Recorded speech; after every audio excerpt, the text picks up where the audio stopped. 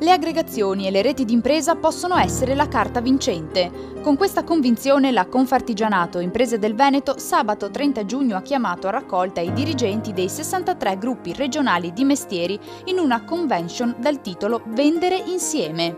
La rete si può fare per gli acquisti, la rete si può fare per la produzione, la rete si può fare per le vendite. Oggi affrontiamo maggiormente questa terza parte, quindi la rete delle vendite, perché? Perché l'impresa piccola per affrontare nuovi mercati ha qualche difficoltà di più dell'impresa media. Mettendosi assieme probabilmente si riesce a sfondare di più con minori costi e con maggiori risultati. Ridurre al massimo la burocrazia per facilitare l'avvio di queste reti, che partiranno da 2-3 aziende, possono arrivare a 15-16. Ed anche le politiche regionali sono ancora più vicine all'imprenditoria con una nuova norma che è stata presentata in anteprima proprio alla convention. Quindi una legge snella con pochi articoli che non deve ritornare in aula, quindi non deve fare tutta una trafila se deve modificare una virgola, ma che è un po' una legge cornice che permette poi con provvedimenti di giunta anche di rendersi flessibili alle esigenze delle imprese.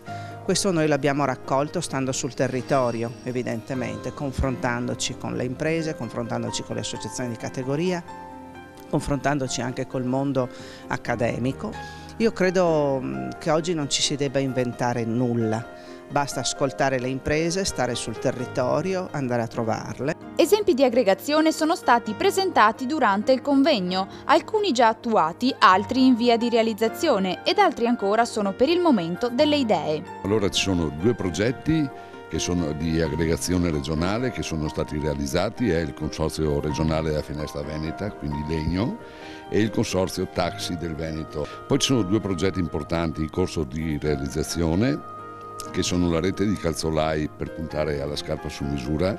Usiamo la tecnologia, quindi degli scanner apposta da tutto il mondo, li mandiamo, a noi arriva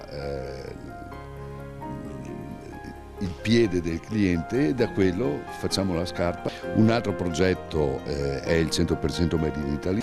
Altri due idee progetto sono il portale di informazione per impiantisti di Confartigianato e il portale per il turismo. Stare insieme e fare insieme, perché collaborare in un progetto comune fa la differenza.